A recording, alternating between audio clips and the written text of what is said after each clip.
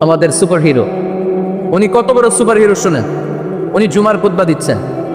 কি দিচ্ছেন?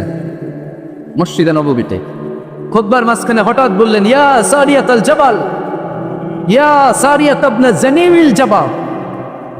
এই কথা বলেই আবার খুতবা দিতে শুরু করলেন। ওনার এই ইয়া সারিয়াত ইবনে জানিমিল জাবালের সাথে আগের কথার কোনো মিল নাই, পরের কথারও কোনো মিল নাই। জুমার নামাজের পর মুসল্লি সাহাবারা দুললেন, বললেন, ইয়া আমিরাল মুমিনিন। খুতবার মাঝখানে হঠাৎ করে ইয়া সারিয়াত ইবনে জালিমিল জাবাল বলে আপনি চিৎকার করলেন কেন? আপনার এই বাক্যের সাথে আপনার খুতবার আগের বাক্যের কোনো মিল নাই, আপনার খুতবার পরের বাক্যেরও কোনো মিল নাই। এই কথা আপনি কারে বললেন? চারে উদ্দেশ্য করে বললেন। এই কথার তাৎপর্য কি আমাদেরকে বুঝিয়ে বলেন। ওমরে ফারুক বললেন, আমি যখন খুতবা দিচ্ছি আমি দেখতে পেলাম ওই যে কয়েক মাস আগে আমি আমার মুসলিম সেনাবাহিনী পারস্য আক্রমণের জন্য পাঠিয়েছি বর্তমান ইরানে ওই বিশাল এলাকাতে পারস্যে আমি আমার ব্যাটালিয়ন পাঠিয়েছি। আমি হঠাৎ করে দেখতে পেলাম আমার মুসলিম বাহিনীর সেনাপতি যুদ্ধের এক পর্যায়ে তার ডানে আছে উপত্যকা, বায়ে আছে পাহাড়। সে পাহাড়ি রাস্তা ছেড়ে দিয়ে উপত্যকার দিকে যেতে শুরু করেছে। আমি দেখতে পেলাম আমার মুসলিম বাহিনী যদি উপত্যকার দিকে ছুটে বেড়ায়, কাফির মুশরিকরা আমার মুসলিম বাহিনীকে কচুকাটা করে ফেলবে। তাই আমি এখান থেকে তাদেরকে কমান্ড দিয়ে বলেছি, ইয়া সারিয়াত আল জাবাল, উপত্যকার দিকে নয় পাহাড়ের দিকে যাও, তাহলেই তোমাদের বিজয় নিশ্চিত হয়ে যাবে। উপত্যকার দিকে যেও না, ইলাল জাবাল, ইলা সারিয়াতিল জাবাল, পাহাড়ের দিকে ছোট। সাহাবারা অবাক, ঘটনা কি? উনি বসে আছেন মদিনার মসজিদে নববীর মিম্বারে দাঁড়িয়ে। উনি যদি ইয়া সারিয়াত আল জাবাল বলে, এটা কি ইরানে যাবে নাকি? ও মিয়া, তখনকার সময়ে বর্তমানের মতো মোবাইল ছিল নাকি? ইন্টারনেট ছিল নাকি? কিছু ছিল? খালি মুখে আমি যদি বলি ইয়া সারিয়াত আল জাবাল, এটা ইরানে যাবে, ইন্ডিয়ায় যাবে, ঢাকাইতে যাবে, ফরিদপুর শহরে তো বসবে না, ঠিক কিনা? কিন্তু এটা আমিরুল মুমিনিন বিশ্বাসী সাহাবারা বিশ্বাস করে নিল। কিছু মুনাফিক ছিল, এরা কহে না জামেলাস, এটা তো সম্ভব না। এক কাজ করি, এই সেনাপতি যখন বিজয়ী বেশে মদিনায় ফিরে আসবে আর আমরা ধরুন, এরা দিন গুনতে লাগলো এই সেনাপতি মুসলিম বাহিনী নিয়ে পারস্য জয় করে কবে ফিরে আসবে।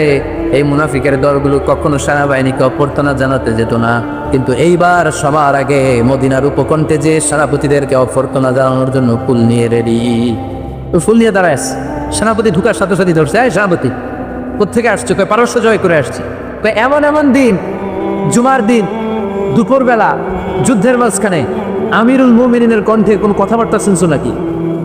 সেনাপতি অবাক, তোমরা যারা কেমনে শুনছি তো সহল্লা করবেন না? আমরা যুদ্ধে একটা ভয়ঙ্কর অবস্থার মধ্যে ছিলাম। পেছন থেকে শত্রু আমাদেরকে আক্রমণ করতে শুরু করে দিল। ডানে যাব না বায়ে যাব, সামনে যাব নাকি পেছনে যাব, রাস্তা খুঁজে পাচ্ছি না। ডান দিকে ছিল আমাদের উপত্যকার রাস্তা, বাঁ দিকে ছিল পাহাড়ি পথ। আমরা সোজা পথ হবে মনে করে উপত্যকার দিকে ছুটতে আরম্ভ করলাম। হঠাৎ করে আমিরুল মুমিনিনের কণ্ঠ বজ্র কণ্ঠে আমার কানের মধ্যে ভেসে আসলো। আমার মনে হলো আমিরুল মুমিনিন কেমন যেন আমাকে কমান্ড দিচ্ছেন আর বলছেন, ইয়া সারিয়াত আল জাবাল, ডান দিকে উপত্যকার পথে নয়, তাড়াতাড়ি পাহাড়ের দিকে সৈন্যবাহিনী নিয়ে উঠে যা। পাহাড়ের দিকে, ডানে না, this is wrong track and this is the right track. ওই দিন যদি ওমরে ফারুকের ওই গাইডলাইন, আমিরুল মুমিনিনের কমান্ড যদি আমি না শুনতাম, আজকে বিজয়ের বেশে ফিরতেও পারতাম না, আমাদের চেহারাও তোমরা দেখতে পেত না। ওমরে ফারুকের ওই কমান্ড, ওই গাইডলাইন অদৃশ্য থেকে শোনার কারণে এই পারস্যের মধ্যে আমাদেরকে সেই যুদ্ধে বিজয় দান করেছে কে? দিস ইজ ওমরে ফারুক, দিস ইজ ফারুক। বিশ্বনবী বলছেন, ওমর মা লাকিয়াকা শাইতানু সালিকান ফাজ্জান ইল্লা সালাকা ফাজ্জান গায়রা ফাজ্জিক। ওমর, শয়তান ইবলিস যদি তোমার কোনো রাস্তা দিয়ে হাঁটতে দেখে, শয়তান ওই রাস্তা রেখে দিয়ে অন্য রাস্তা দিয়ে হাঁটে। সুবহানাল্লাহ বাড়িতে দেখ বলল, কে বলতেছে? বিশ্বনবী। কার ব্যাপারে?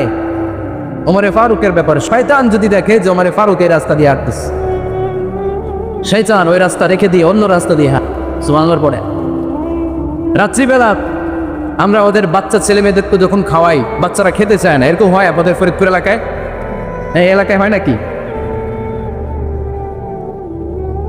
খেতে চায় না বাচ্চা, এই চকলেট দেখায়া, এই মিনা কার্টুন দেখায়া, এইটা সেটা এগুলো সেগুলো বলে গল্প টল্প বলে গুলায় খাওয়ানো লাগে, তাই না? তারপরও খায় না। আমারও ছোট মেয়ে আছে, খেতে চায় না, এইটা সেইটা এমনি সেমনি খাওয়ানো লাগে। তো শেষে না ফেরে মা বাবা বলতে বাধ্য হয়, ওই যে ভূত আসতেছে, ভূত, তাড়াতাড়ি তাড়াতাড়ি খাও, তাহলে ভূত ধরবে তো। ওই যে বাঘ আসতেছে, বাঘ, তাড়াতাড়ি খাইলে তাহলে বাঘে কামড়। বলি না আমরা? আপনারা কি বলেন? ভূত। আর কি বলেন? হ্যাঁ, আচ্ছা, এক এক জায়গায় এক একটা আমরা বলি ভূত আসবে, বাঘ খাবে, ভাল্লুক খাবে, তাড়াতাড়ি খাও।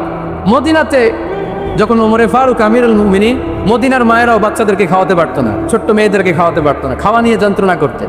বাচ্চারা যখন মদিনায় খেতে চাইতো না রাত্রিবেলায়, মদিনার মায়েরা বলতো তাড়াতাড়ি খাও, হা হুয়া ইয়াতি ওমর, হা হুয়া ইয়াতি ওমর, তাড়াতাড়ি খা, নাইলে ওই যে ওমর আসতেছে। This is our superhero সাইয়েদনা ওমর ফারুক রাদিয়াল্লাহু তাআলা। শুধু শয়তানি ভয় পেত না, মুনাফিকরাও ভয় পেত, জমেন হতো ভয়। শুধু তাই না, আমাদের আম্মা জান বিষ্ণু ইসলামের স্ত্রীরা ওমর ফারুককে ভয় পেতেন। সুবহানাল্লাহ কইবেন না? মাঝে মাঝে বিষ্ণু ইসলামের সাথে আম্মা জান আয়েশার ঝগড়া হতো, হতো না? আপনাদের ফ্যামিলিতে ঝগড়া হয়? হয় না? হয় না? কার কার দেখি? ওরে আল্লাহ, অনেক আল্লাহর ওলি আছে তো জায়গায় ঝগড়া হয় না? ঠিক ভাই, এ কি কথা কয় ঝগড়া হয় না? বল, বিশ্বনবীর ফ্যামিলিতে ঝগড়া হয়, আপনার ফ্যামিলিতে হয় না? মিষ্টি ঝগড়া, আর ও বিয়েই করে নাই।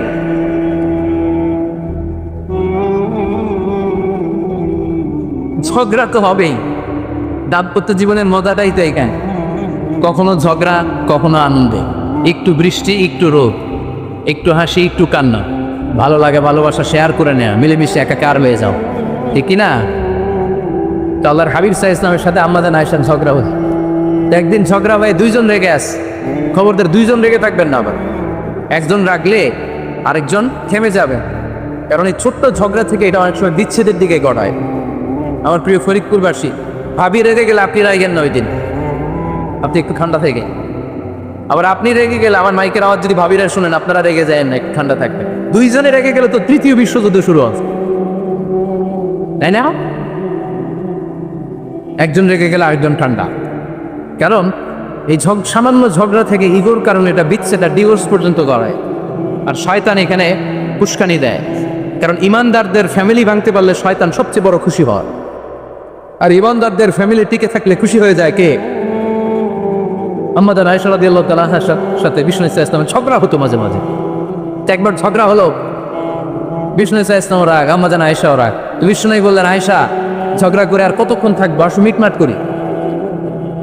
আয়েশা রাদিয়াল্লাহু বললেন, ঠিক আছে, মিটমাট করবে। তো বিষ্ণু ইসলাম বললেন, মিটমাটের জন্য কারে ডাকবো? ওমরে ডাকি। কয় না, ওমরে না, ওমর গালিজ, ওমর অনেক রাগে, আমার ডর লাগে। কয় তাহলে তোমার আব্বারে ডাকি। কয় ডাক।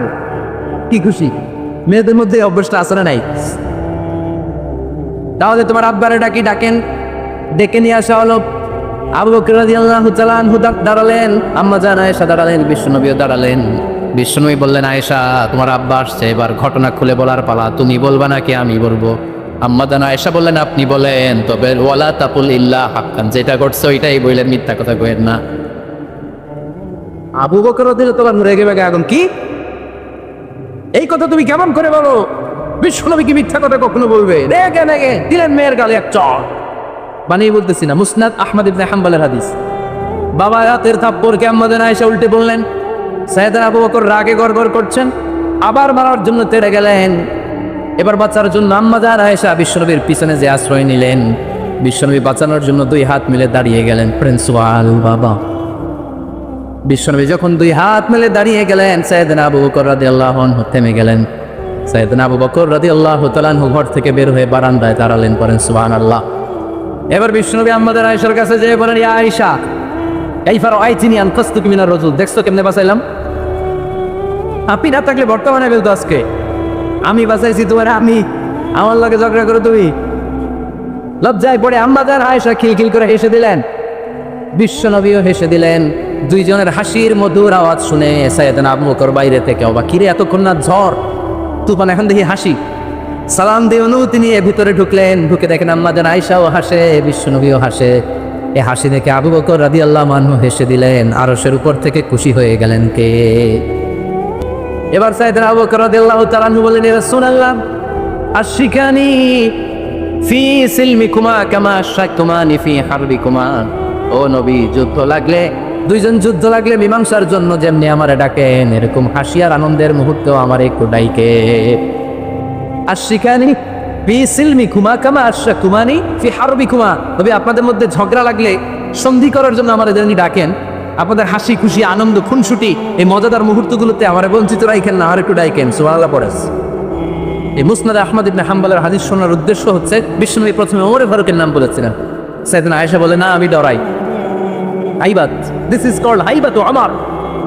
একবার বিশ্বনবীর সব বিবিরা ধরলেন, ও নবী, আমাদেরকে এটা দেন, ওইটা দেন, ঘরে এইটা নাই, ওইটা নাই, ওইটা নাই। বিশ্বনবীকে, আমার কাছে কিছু নাই, যদি এমনি আমার বউ হয়ে থাকতে যাও থাকো, কারণে যা কানা হলে যা লাগবে কিনে দেবো, সাথে সাথে তালাকও দিয়ে দিব। কিছু দিতে পারবো না, আমার নাই তো, সামর্থ্য নাই। কিন্তু বিবিরা ছাড়া না, এটা দেন, ওইটা দেন। বিশ্বনবী রহমতের নবী, বিবিদেরকে বুঝাতেও পারেন। বিবিরা আবদার করতেছে, নবী এটা লাগবে, ওইটা লাগবে। ইন দ্য মিন টাইম বিশ্বনবী একজনের সালাম শুনতে পেলেন। কে যেন দরজায় দাঁড়িয়ে বলতেছে, আসসালামু আলাইকুম। বিশ্বনবী দরজার দিকে তাকালেন, তাকিয়ে বললেন, ওয়ালাইকুম আসসালাম। আর বুঝতে পারলেন এটা আমার ওমরের সালাম। সালাম দেওয়ার পরে বিবিদের দিকে তাকায় দেখে একজন বিবিও নাই, সব অন্দরমহলের ভিতরে দৌড়। সুবহানাল্লাহ পড়তে পারলেন না? This is our super hero আমার। এরকম আমার একটা লাগবে, চিল্লায় বলেন, কয়টা? একটা আমার গোটা বিশ্বকে সোজা করে দিবে, একটা আমার সবল আর দুর্বলের সর্ব পার্থক্য দূর করে দিবে, মাজলুমের উপর জালিমের অত্যাচারের অবসান ঘটায় দিবে, গোটা বিশ্বটাকে সাম্য, মৈত্রী, ভালোবাসার ইনসাফ দিয়ে পরিপূর্ণ করে দিবে। সেই উমরের অপেক্ষায় আমি নিজের ছেলেকে 80টা বেত মেরেছে। কয়টা? 80টা বেত মেরেছে। এই ব্যাপারে অনেকগুলো বর্ণনা পাওয়া যায়। সবচেয়ে সহি বর্ণনা হচ্ছে মুয়াত্তা ইমাম মালিকের বর্ণনা। উমর ফারুক রাদিয়াল্লাহু তাআলা আনহু ছেলে আব্দুর রহমান মারুফুন বিআবি শাহমা ছিলেন মিশরে। ওখানে নাবিজ খেয়েছিলেন। নাবিজ হচ্ছে আরব দেশের লোকেরা দুধের মধ্যে শক্ত খুরমা রাত্রেবেলা ঢেলে দিত। ঢেলে দিলে সারা রাত ওই খুরমার রসটা দুধের সাথে মিশে দুধটা লাল হয়ে যেত। এটাতে সকালবেলা খেত, খুব সুস্বাদু। এটাকে বলে নাবিজ। কিন্তু এটা রাতে ভিজাইলে সকালেই খাইতে হয়, রেখে দিলে আবার একটু সমস্যা হয়। এটা অনেকটা তারির মতো হয়ে যায়, মাতলামি চলে আসে। তো ওরে ফারুকের ছেলে নাবিজ খেয়েছেন, মদ খাননি, নাবিজ। কিন্তু নাবিজ খাওয়াতে সাকরান চলে এসেছে। সাকরান চলে আসাতে এটা যখন প্রমাণিত হয়েছে, আমর ইবনে আস রাদিয়াল্লাহু তাআলা আনহু ওনাকে 80 বেত মেরেছেন মিশরে। 6 বেত নিয়ম হচ্ছে সবার সামনে, কিন্তু সবার সামনে না মেরে একটু গোপনে মেরেছে। এই তথ্য যখন ওমরে ফারুকের কাছে এসেছে, উনি বললেন, না, মারতে হবে সবার সামনে, আলাদা মারলা কেন? ও মদিনায় ফিরে আসলে আমি আবার 80টা মারব।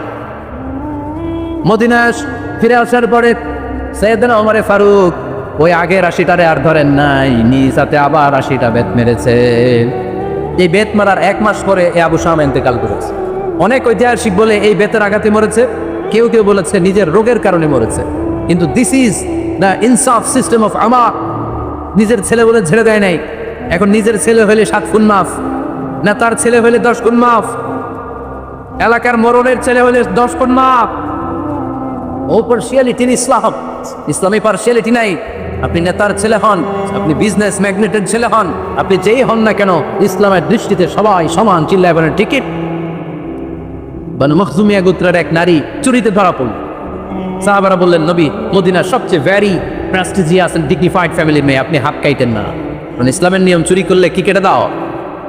বিষ্ণু বললেন, বলো কি? হাত না কাটার জন্য তোমরা আমাকে রেকমেন্ড করছো? এটা আল্লাহর আইন, পৃথিবীর কেউ রেকমেন্ড করলো শোনার ক্ষমতা আমার নাই। কারণ আইনটা দিয়েছে কে? লাউ কানাত ফাতিমাতু বিনতি মুহাম্মাদিন সারাকাত লাকাতা মুহাম্মাদুন ইয়াদাহা। আরে বনু মাকসুমিয়া মেয়ে তো দূরের কথা, আমার কলিজার টুকরা ফাতেমাও যদি আজ চুরিতে ধরা পড়তো, তার হাত কেটে দিতে আমি 1 মিনিটও দেরি করতাম না। দিস ইজ ইসলাম। এই হচ্ছে ওমরে ফারুকের মানাকিব। এরকম ওমরে ফারুক কয়টা লাগবে? আওয়াজ করে বলতে হবে, কয়টা লাগবে? একটা লাগবে। এই সাইয়েদনা ওমরে ফারুক মদিনার প্রথম চিফ জাস্টিস ছিলেন। সর্বপ্রথম ওনার পরামর্শ সাইয়েদনা আবু বকর রাদিয়াল্লাহু তাআলা আনহু কোরআনকে সংকলন করেছেন। আমরা এই যে কোরআন পড়ি 30 পারা, এমদাদিয়া লাইব্রেরির 114টা সূরা, কত সুন্দর সন্নিবেশ করা হয়েছে, এখানে সাজানো হয়েছে।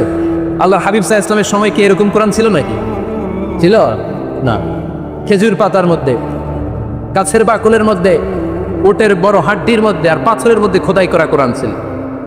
সাইয়েদনা আবু বকরের সময়ে রাদিয়াল্লাহু তাআলা আনহুর সময় যুদ্ধ হলো, 70 জন হাফেজ সাহাবী ইন্তেকাল করলেন। সাইয়েদনা আবু বকর রাদিয়াল্লাহু তাআলা আনহুকে ডেকে ওমরে বল, এইভাবে হাফেজে কোরআন সাহাবীরা যদি দুনিয়া থেকে বিদায় হয়ে যায়, আল্লাহর কোরআনও তো বিদায় হয়ে যাবে। আমার পরামর্শ হলো আপনি সব বয়োজ্যেষ্ঠ সাহাবীদেরকে একসাথে করে কোরআনের সব কাগজগুলোকে একসাথে করে একটা নির্ধারিত কপির মধ্যে কোরআনকে সংকলন করে ফেলে। সাইয়েদনা আবু বকর বলল, যেটা আমার নবী করে না, এটা আমি কেমনে করি? কিন্তু ওমরে ফারুক না, তোর বান্দা বলে না, এটা করলে কোনো খারাপ হবে না, ভালোই হবে। মুসলিম উম্মার জন্য এক জায়গায় কোরআন সন্নিবেশিত থাকবে, আপনি করেন। সাইয়েদনা আবু বকর রাজি হয় না, ওমরে ফারুকও ছাড়ে না। ওমরে ফারুক বলতে বলতে বলতে বলতে এমন ভাবে সাইয়েদনা আবু বকর রাদিয়াল্লাহু তাআলা আনহুকে ধরলেন, সব শেষে সাইয়েদনা আবু বকর ওমরে ফারুকের কথায় কোরআন সংকলনে রাজি হয়ে গেলেন। পড়েন সুবহানাল্লাহ। উনি বললেন, ওমর যখন আমাকে বারবার বুঝাতে লাগলো, আল্লাহ তাআলা আমার হৃদয়টা ওমরের কথা শোনার জন্য খুলে দিলেন। আল্লাহ তাআলা কেমন যেন আমাকে ইলহাম করলেন, আবু বকর করো, এই কাজের মধ্য দিয়ে আমি আমার কোরআনকে গোটা বিশ্বে জীবিত রেখে দেব। This is Kumar. এই যে আমরা হিজরি সনের যে আমরা গণনা করি, এই হিজরি সনের প্রবর্তক হচ্ছে সাইয়েদনা ওমরে ফাজল। সুবহানাল্লাহ নাই? আপনাদের মনোযোগ আসছে না গেছে? কই ঘুমাই গেলেন মনে হয়? তাকবীর দেন তো একজন আওয়াজ করে।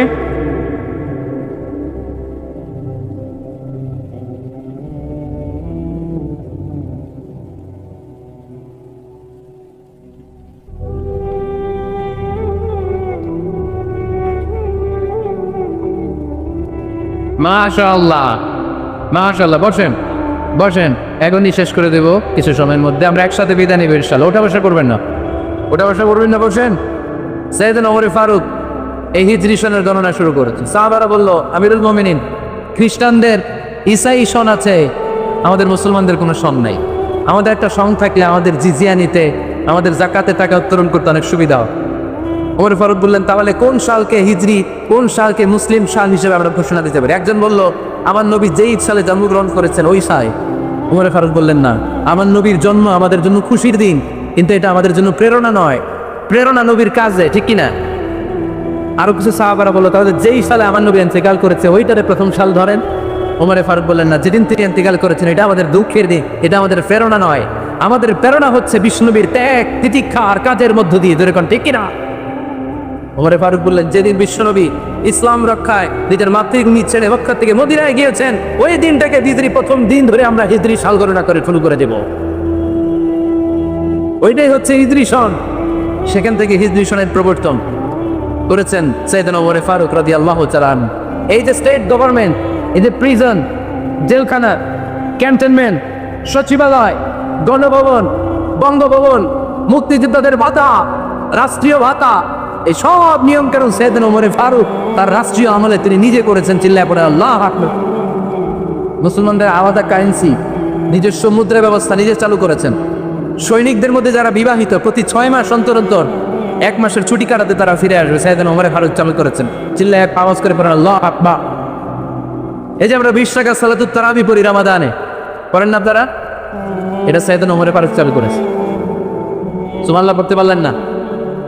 কোরআনে মোট 22টা আয়াত আছে যেখানে সাহাবারা ইনডিসিশনে ভুগছিল। বিশ্বনবীর মত একটা, ওমর ফারুকের মত আর একটা। এই 22 জায়গায় আল্লাহ তাআলা বিশ্বনবীর মতের পক্ষে আয়াত নাজিল না করে ওমর ফারুকের মতের পক্ষে কোরআনের আয়াত নাজিল করে। আওয়াজ করে পড়েন আল্লাহু আকবার। এদিকে উঠলেন কেন আপনারা? যারা উঠছেন আমার দিকে তাকান। বাড়ি থেকে ঢুকতেছে, বাড়ি থেকে লোকজন ঢুকতেছে ভিতরে, কিছু ভিতরে ঢুকতেছে, কিছু বাইরে দিচ্ছে না। কথা হতেছে স্তর দিচ্ছে তো অনেক খাই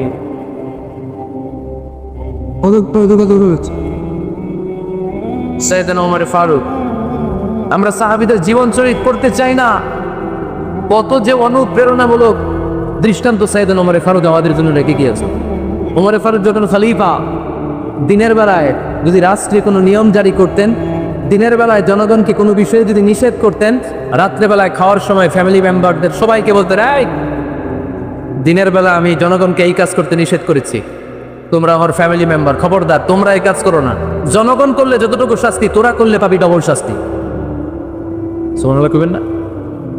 আমাদের নেতারা ওই বাড়ির বিচার করে, ওই বাড়ির মাইয়ার বিচার, ওই বাড়ির পোলা বিচার, নিজের পোলা গাঞ্জা টানে আসে নাই, নিজের মেয়ে অপরাধ করে আসে নাই। কি নেতা ছিলেন ওমর ফারুক? আগে নিজের ঘর সামলিয়েছেন, আগে নিজেকে সামলিয়েছেন, নিজের ঘর ঠিক করেছেন।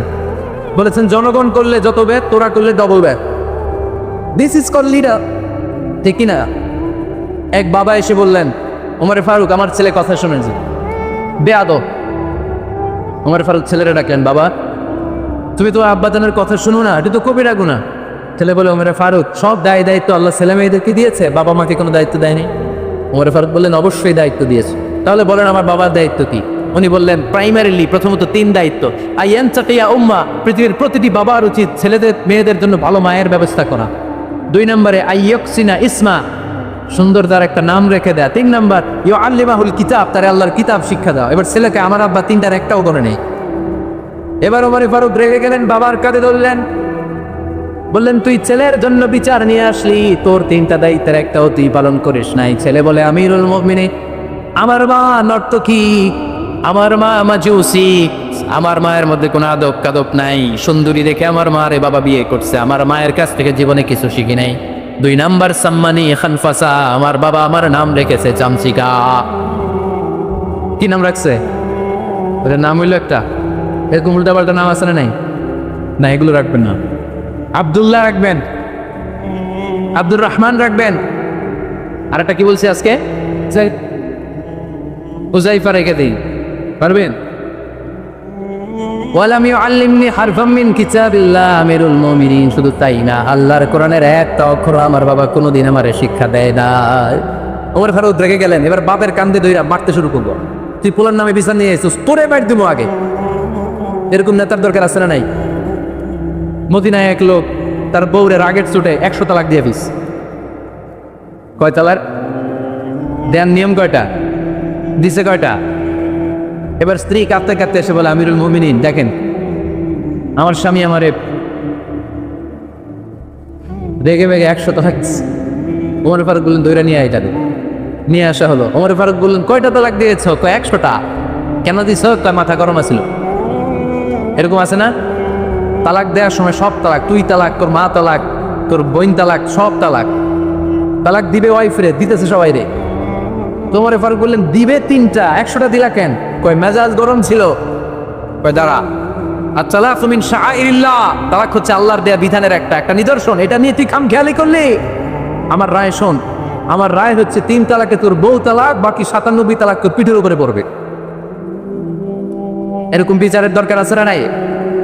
এরকম দৃষ্টান্তমূলক বিচার যদি বাংলার জমিনে দেয়া হতো, আর কোন নারীর দর্শিতা হতো, আর কোন নারীকে এসিড মারা হতো, আর কোন নারী যৌতুকের জন্য কান্না করতো?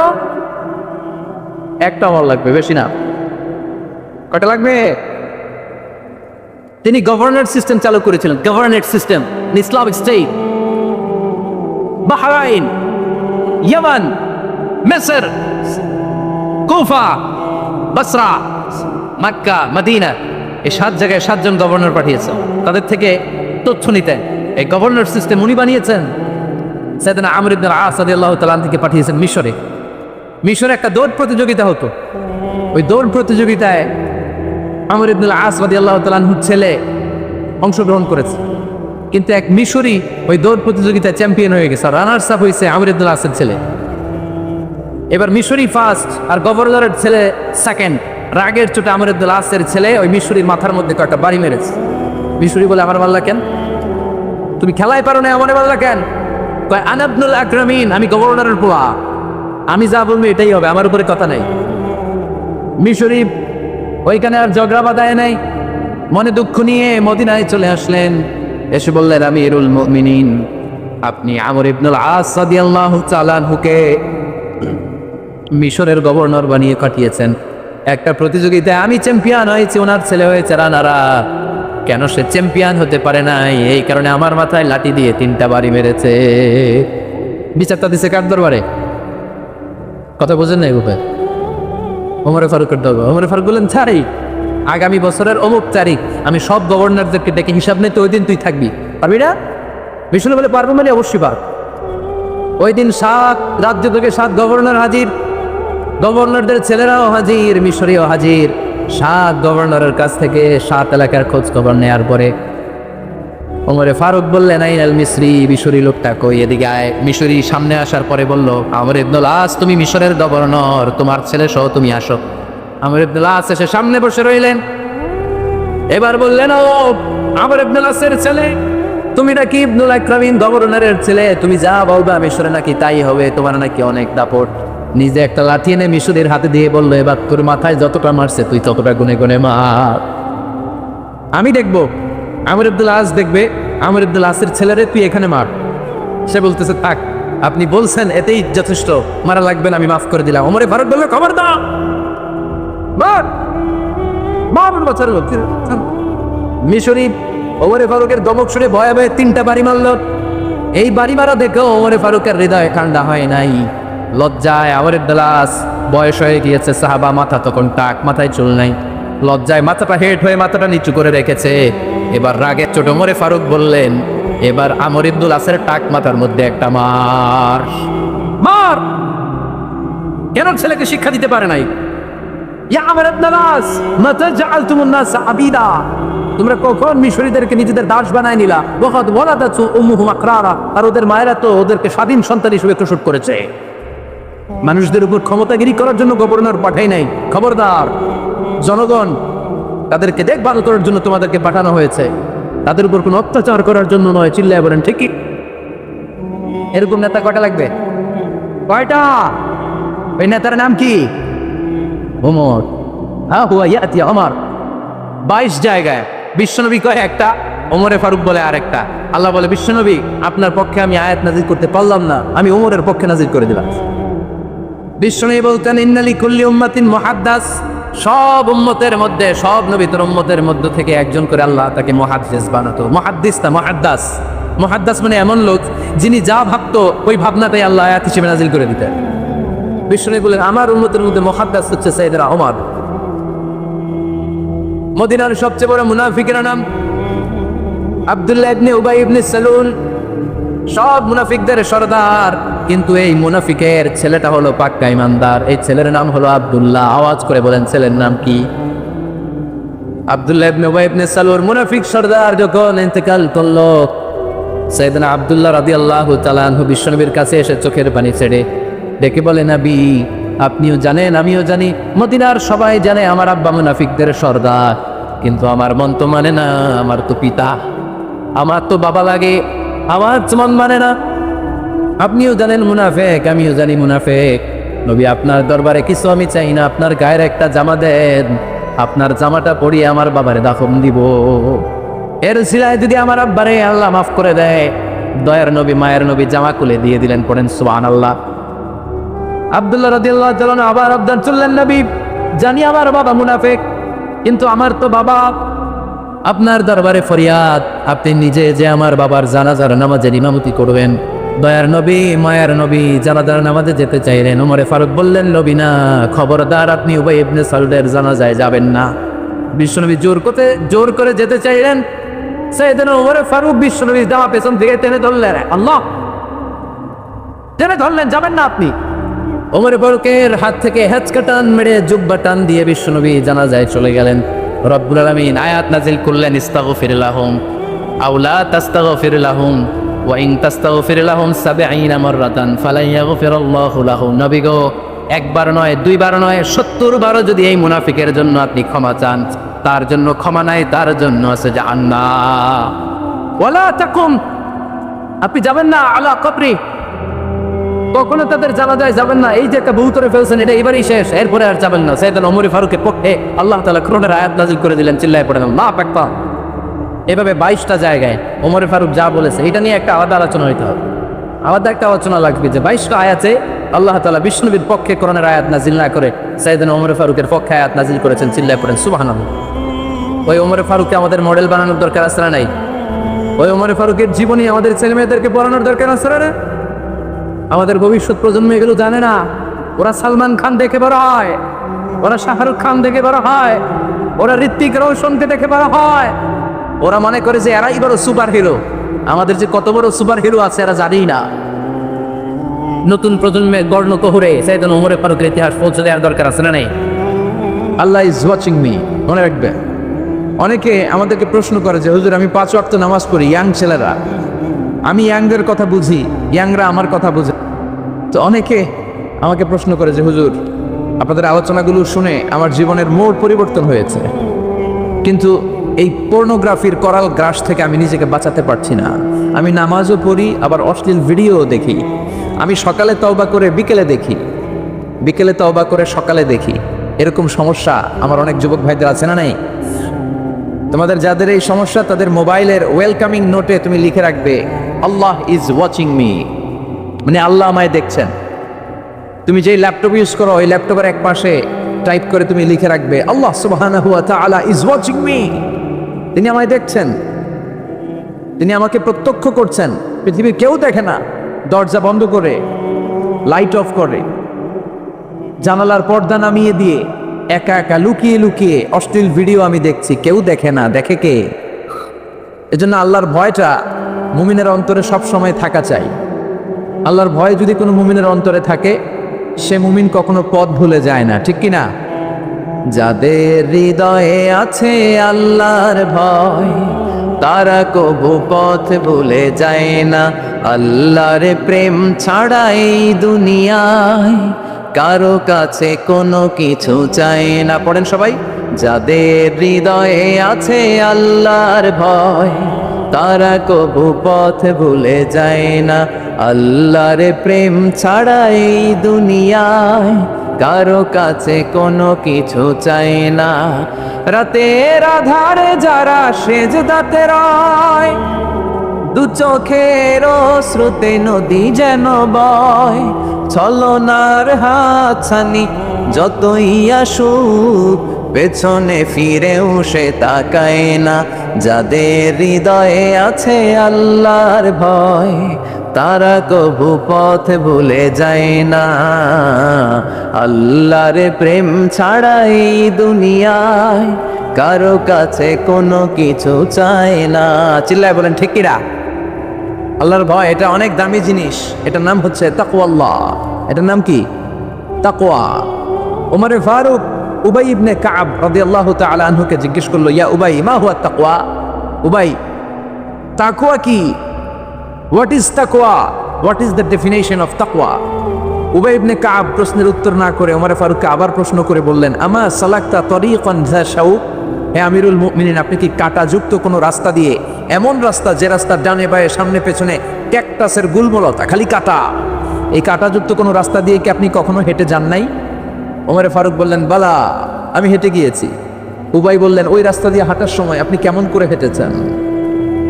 ওমর ফারুক বললেন, ইজতাহাদতু ওয়া ইশতাম্মারতু, আমি এমন ভাবে হেঁটে গিয়েছি যাতে আশেপাশের ডানে বায়ে কাটা আমার গায়ে না লাগে, আমার জুব্বায় না লাগে। আমার জুব্বাটা ধরে আটো সাটো করে সন্তপর্ণে খুব সচেতনতার সাথে আমি হেঁটে গিয়েছি যাতে কাটা গায়ে না বিধে। উবাই বললেন, হাযা হুয়া তাকওয়া, এটাই তো তাকওয়া, এটাই তাকওয়া। এমন ভাবে এই পৃথিবীতে আপনাকে চলতে হবে যাতে শয়তানের কোনো হাতছানি, কোনো পাপ, কোনো পঙ্কিলতা, কোনো ধরনের অশ্লীল বিষয় আপনার গায়ে পৌঁছতে না পারে। এটাই তাকওয়া। বিশ্বনবী একবার খেজুরের ডালা ভেঙে মরুভূমির মধ্যে একটা দাগ টানলেন, লম্বা দাগ টেনে সাহাবাদেরকে বললেন, হাদা সিরাতুল মুস্তাকিম, এটার নাম সিরাতুল মুস্তাকিম। তারপর ডানে বায়ে দুই দিকে অনেকগুলো ছোট ছোট দাগ কাটলেন, বললেন, হাদিহি সুবুলুশ শায়তান, ডানে বায়ের রাস্তাগুলো এগুলো শয়তানের রাস্তা। ডান দিক থেকে বাম দিক থেকে তোমাকে শয়তান হাতছানি দিবে। গানের কনসার্টে চলো, ওখানে মমতাজ গান গাবে, আছে না নাই?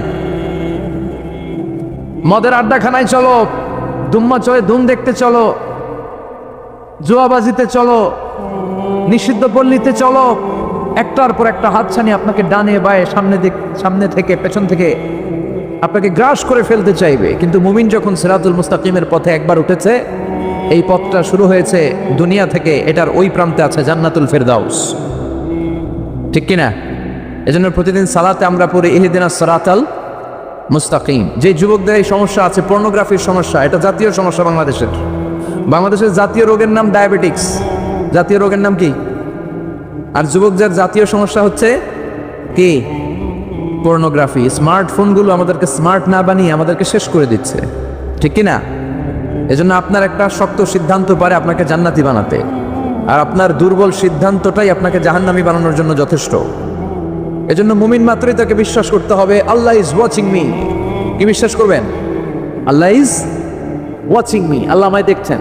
কেউ দেখে না, কারো দেখার দরকার নাই, কিন্তু আমার আল্লাহ দেখে, ঠিক কি না? এটাই সবসময় মুমিনের অন্তরে থাকতে হবে। এটার নাম ঈমান, এটার নাম তাকওয়া। এই তাকওয়া নিয়ে যেন আমরা মরতে পারি, আল্লাহ তুমি তৌফিক দাও। ঈমানের সাথে যেন আমাদের মৃত্যু নসিব হয়, তুমি তৌফিক দাও। বিশ্বনবী সবসময় দোয়া করতেন আল্লাহুম্মা রযুকনা হুসনাল খাওয়াতিম, হে আল্লাহ তুমি আমার শেষটাকে ভালো করো, কারণ সব ভালো তার, শেষ ভালো যার। এরকম অনেকে আছে আজীবন ইসলামের পক্ষে ছিল, কিন্তু শেষকালে মোরতাদ হয়ে মারা যায়, আছে না নাই? আবার অনেকে আজীবন ছিল কাফির, মুশরিক, ইসলামের শত্রু, নাস্তিক, কিন্তু শেষকালে কালিমা পড়ে মারা যায়, আছে না নাই? জিহাদের ময়দানে এক সাহাবা যুদ্ধ করতে করতে কাফির মুশরিকদেরকে কচু কাটা করে জাহান্নামে পাঠিয়ে দিচ্ছিলেন। জিহাদের ময়দানে ওনার যুদ্ধ দেখে সব সাহাবারা বলল, আজকের জিহাদের ময়দানের সব সওয়াব এই সাহাবা পেয়ে যাবে। বিশ্বনবী বললেন হুয়া ফিন্নার, ও জাহান্নামে যাবে। এক সাহাবী তো অবাক, এটা আবার কেমন কথা? জান মাল সব বাজি রেখে জিহাদের ময়দানে আল্লাহর দুশমনগুলোর একটার পর একটাকে শেষ করে দিয়ে জাহান্নামে পাঠিয়ে দিচ্ছে, আর এই মুজাহিদ ফি সাবিলিল্লাহ জাহান্নামে যাবে? How come, how it's possible? এই সাহাবী পেছনে পেছনে লুকিয়ে লুকিয়ে দেখতে লাগলো যে আমি এটার শেষ দেখতে চাই। দেখতে দেখতে এক পর্যায়ে তিনি খুঁজে পেলেন যে সাহাবী কাফেরদের বিরুদ্ধে যুদ্ধ করতে করতে কাফেরদের বিশাল এক ঘাটির ভেতরে ঢুকে পড়েছে। সেখানে যুদ্ধ করতে করতে একটা পর্যায়ে এমন আসলো, সে মারে আবার মার খায়। শুধু মারে না, মারেও আবার মরেও। মার খেতে খেতে হঠাৎ তার ডান হাতে এক কাফের এক কোপ মেরে তার ডান হাতটা কেটে ফেলে দিল। তাকে আহত অবস্থায় রেখে দিয়ে কাফেররা অন্যদিকে চলে গেল। এই ডান হাত থেকে ব্লিডিং হতে হতে এমন অবস্থা আর সহ্য হয় না, আর কিছুক্ষণ ওয়েট করলেই তার শাহাদাতের মৃত্যু। কিসের মৃত্যু? কথা বলেন। আমাকে শহীদ করে সেই মিছিলে শামিল করে নিও, যে মিছিলের নেতা মীর হামজা খোবায়েবে খাব্বাব আল্লাহর কাছে ছিল অতি প্রিয়, শামিল করে নিও আমাকে শহীদ করে সেই মিছিলে শামিল করে নিও। পড়েন আমিন। শাহাদাতের তামান্না যার অন্তরে থাকে না সে মুমিন হতে পারে না, সে মুনাফিক। মরতে তো হবেই, এজন্য আল্লাহর কাছে আমরা শাহাদাতের মৃত্যু চাই, ঠিক কিনা? বিশ্বনবী বলেন শাহাদাতের মৃত্যু নিয়ে কেউ যদি বিছানায় পড়েও মারা যায়, কিয়ামতের দিন শাহিদদের কাতারে আল্লাহ তাকে দাঁড় করিয়ে দিবে। তো যুদ্ধ করতে করতে ওই সাহাবা আর কিছু সময় অপেক্ষা করলেই শাহিদি মৃত্যু, কিন্তু আর অপেক্ষা করতে না পেরে তলোয়ারটাকে সে মাটিতে গেড়ে ওই তলোয়ারের উপর ঝাঁপিয়ে পড়লো। পেটের এই পাশ থেকে ঢুকে পিঠ দিয়ে তলোয়ার বের হয়ে গেল, ওইখানে শেষ। তার মানে শাহাদাতের মৃত্যু হয় নাই, তার হয়েছে আত্মহত্যা। তার কি হয়েছে? সুইসাইড। মান খাতালা নাফসাহু বিশাইইন উযযিবা বিহি ইয়াউমাল কিয়ামা, যে ব্যক্তি যে জিনিস দিয়ে নিজেকে শেষ করবে কিয়ামতের দিন, ওটাই হবে তার শাস্তি। যে গলায় ওড়না পেঁচিয়ে মারা যায়, ওই মেয়েগুলো in the day of judgement, কিয়ামতের বিচার শেষে জাহান্নামে শুধু ওড়না পেঁচিয়ে মরতেই থাকবে। যে বিষ খেয়ে মারা যায়, ওর শাস্তি হবে জাহান্নামের বিষ খেয়ে খেয়ে সে জাহান্নামটাকে কাঁপিয়ে তুলবে। যে ছুরি ঢুকিয়ে স্ট্যাবিং করে মারা যায়, ও শুধু স্ট্যাবিং করতেই থাকবে জাহান্নামে। এই সাহাবা আত্মহত্যা করলেন। পেছন থেকে লুকিয়ে লুকিয়ে যে সাহাবা এই দৃশ্য দেখলো, সে দৌড়ে বিশ্বনবীর কাছে যেয়ে বলল আশহাদু আন্নাকা মুহাম্মাদ রাসূলুল্লাহ, আমি সাক্ষ্য দিচ্ছি নিশ্চয়ই আপনি আল্লাহর রাসূল। কারণ ওই সাহাবী আত্মহত্যা করে মারা গিয়েছে, তার কপালে শাহাদাত জোটে নাই। এজন্য বিশ্বনবী দোয়া করতে বলেছেন আল্লাহুম্মা রযুকনা হুসনাল খাওয়াতিম, হে আল্লাহ আমাদের শেষটাকে তুমি ঈমানের মৃত্যু দিও, শেষ সময়টাতে তোমার নাম জপে যেন আমরা পৃথিবী থেকে যেতে পারি, তুমি তৌফিক দাও। চিল্লায় পড়েন আমিন। সব সময় মুমিন ভয় পাবে কাকে? চাইবে কার কাছে? নাকি খাজা বাবার কাছে, বড় হুজুর, ছোট হুজুর? একজনের কাছে আমরা চাইবো। চিৎকার করে বলেন চিনি কে? কালা কচুয়া। ধলা কচুয়া নাই এদিকে? ধলাও আছে। কালা কচুয়া। চাঁদপুরের দিকে আবার একটা আছে কচুয়া, না? কাজিমউদ্দিন খন্দকার উচ্চ বিদ্যালয়, আলহাজ আব্দুল হক খন্দকার মহিলা মাদ্রাসা ও ফারুকিয়া হাফিজিয়া মাদ্রাসা এতিমখানার উদ্যোগে 53তম বার্ষিক ওয়াজ ও দোয়ার মাহফিল। প্রধান অতিথি অ্যাডভোকেট আব্দুল মতিন খসরু সাহেব, আমাদের মাননীয় এমপি মহোদয়, সংসদ সদস্য কুমিল্লা 5, প্রেসিডিয়াম সদস্য বাংলাদেশ আওয়ামী লীগ ও সাবেক সফল মন্ত্রী আইন বিচার ও সংসদ বিষয়ক মন্ত্রণালয়। অনেক নাম শুনেছি ওনার, দেখা হয় না। তো আজকে 2 ঘন্টা ধরে নাকি বসে আছে। আমিও আসছি দেরি করে। তারপরে এখানে একটা রেস্টুরেন্ট আমরা ডিনার করলাম, তো সবাই বারবার ফোন করে বলছিল যে এমপি সাহেব কিন্তু বসে আছে বসে আছে। আমি ওনার নাম শুনেছি, উনি খুব ধর্মপ্রাণ একজন মানুষ। অনেকে আছে এই বড় বড় পদগুলো পেলে ইসলামকে ভুলে যায়, এরকম ডাকাত আছে না নাই? কিন্তু আপনাদের এমপি মহোদয় ইসলাম প্রিয়, ধর্মপ্রাণ, ইসলাম সম্পর্কে জানেও বেশি, মানেও বেশি, এবং বিভিন্ন মাহফিলে উনি যান। সেখানে যে দেদারসে বিভিন্ন জায়গায় ফান্ডিং করেন, সেখানে দান খয়রাত করেন। আমি নাম শুনেছি ওনার অনেক। আল্লাহ ওনাকে ইসলামের জন্য তুমি কবুল করো। যতদিন বেঁচে থাকেন ততদিন যেন ইসলামের সৈনিক হিসেবে এই বাংলার জমিনে কাজ করতে পারে, তুমি তৌফিক দাও। আমার আগে কথা বলেছে মোহাম্মদ বেলাল হোসেন হেলালি সাহেব, চমৎকার কথা বলেছেন, সুনিশ্চিত কোরআন থেকেই কথা বলেছেন। কথা বলেছেন শরীফুল ইসলাম সুলতানি সাহেব, আরো অনেকে কথা বলেছেন। যারাই কথা বলেছে কোরআন থেকে বলেছে, আর কোরআন থেকে কথা বললে ওটা ভালো হয়, ঠিক কিনা? ওইখানে ভেজাল থাকে না, কারণ এই কিতাবটা এমন কিতাব যেই কিতাবে কোনো ভেজাল নাই। আছে? কথা বলেন। আপনারা তো জিমাই পড়ছেন কেন? হ্যাঁ, আপনাদের আওয়াজের চেয়ে যে ট্রাক যে যায় ওটার আওয়াজই তো বেশি। মুমিনের আওয়াজ হতে হবে ইমানের তেজে আওয়াজ, ঠিক কিনা? তাকবীর দেন গলা ফাটিয়ে। 3টা তাকবীর দিয়ে আমরা আজকে আলোচনা শুরু করি। প্রথম তাকবীর দিবেন যারা বিবাহিত আছেন তারা, দেখে আজকে আপনাদেরকে জায়গায় তুলি। দ্বিতীয় তাকবীর যারা অবিবাহিত তারা। তৃতীয় তাকবীর আজকে সবাই মিলে দেব আমরা। শুরুতে বিবাহিতরা হাত তুলে দেখান কারা কারা এসছেন। খাইছে আজকে তো বিবাহিত গো মাহফিল। হ্যাঁ অনেক, আমিও আছি আপনাদের দলে, হাত নামান। মাইকের সাউন্ডটা আরেকটু বাড়াতে হবে, আরেকটু স্ট্রং করো। ঠিক আছে, আমি বলেছি ও বাড়াইতেছে। কোথায় মাইক পেন কই? বাড়াই দাও, একটু বাড়াই দাও, স্ট্রং করো, সাউন্ডটা স্ট্রং। এদিকে গাড়ি যায় তো, ক্ষেতের মাঝখানে নীরব জায়গায় হলে সেখানে পিন ড্রপ সাইলেন্ট, যেখানে পিন পতন নীরবতা, ওইখানে খুব সুন্দর আওয়াজ হয়। রাস্তার পাশে তো ও চেষ্টা করতেছে, অসুবিধা নেই। তো প্রথম তাকবীর পড়বেন যারা বিবাহিত তারা। দ্বিতীয় তাকবীর যারা অবিবাহিত। অবিবাহিত কারা কারা আসছো দেখি, কপালে জুটে নাই কেউ, অনেক দুঃখ তাদের মনের ভেতর। হ্যাঁ, টেনশন নাই, জুটে যাবে ইনশাল্লাহ। আর বাংলাদেশে মহিলার সংখ্যা নাকি বেশি, ভাগে যোগে 2-3টাও পড়তে পারে। সামনে এটা আসবে, কিন্তু আরব বিশ্বে চালু হয়ে গেছে অনেক আগ থেকে। 2-3টা বিয়ে করাই লাগে। আমাদের দেশে সাহস করে অনেকে করে, অনেকে সাহস হয় না। তো আস্তে আস্তে শুরু হবে ইনশাআল্লাহ। আমি লিল্লাহি তাকবীর বললে যারা বিবাহিত আসছেন তারা প্রথমে তাকবীর পড়বেন, এরপরে অবিবাহিতরা, তারপরে সবাই। বিবাহিতরা রেডি হয়েছেন? আপনারা প্রথমে পড়েন লিল্লাহি তাকবীর। মাশাআল্লাহ, এবার অবিবাহিতদের পালা। তোমরা সবাই রেডি? ইনশাআল্লাহ পড়ো লিল্লাহি তাকবীর।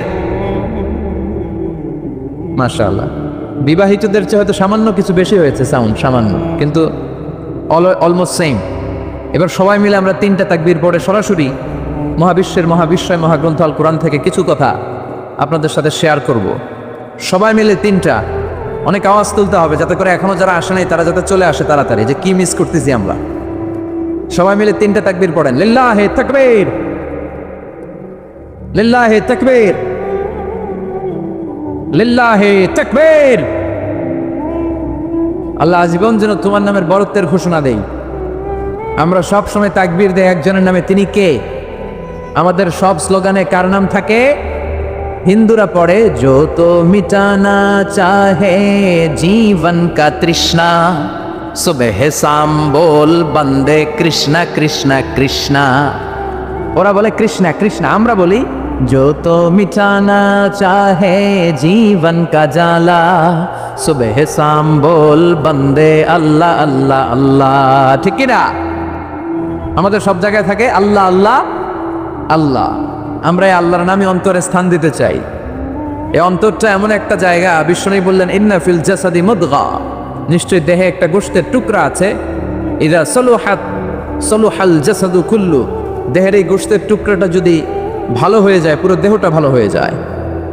ওয়া ইন ফাসাদাত ফাসাদাল জাসাদু কুল্লু, দেহের এই গোশতের টুকরা যদি পচে যায়, খারাপ হয়ে যায়, পুরো দেহটা খারাপ হয়ে যায়।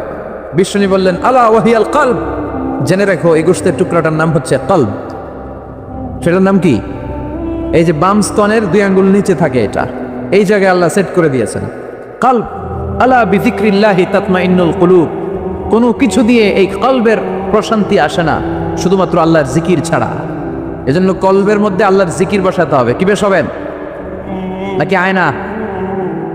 অনেকে আয়না বসাতে চায়, বসায় না? কি বলে?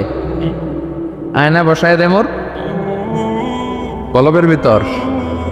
না, আয়না বসাবো না, এই কলবে থাকবে সুবহানাল্লাহ, আলহামদুলিল্লাহ, লা ইলাহা ইল্লাল্লাহ, আল্লাহু আকবার।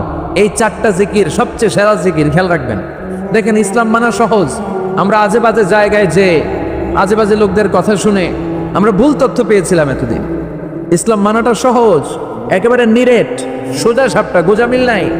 আল্লাহর কথা আর আল্লাহ রাসূলের কথায় কোনো গোজামিল থাকে না। সুবহানাল্লাহ, আলহামদুলিল্লাহ, লা ইলাহা ইল্লাল্লাহ, আল্লাহু আকবার। পড়েন সুবহানাল্লাহ, আলহামদুলিল্লাহ, লা ইলাহা ইল্লাল্লাহ, আল্লাহু আকবার।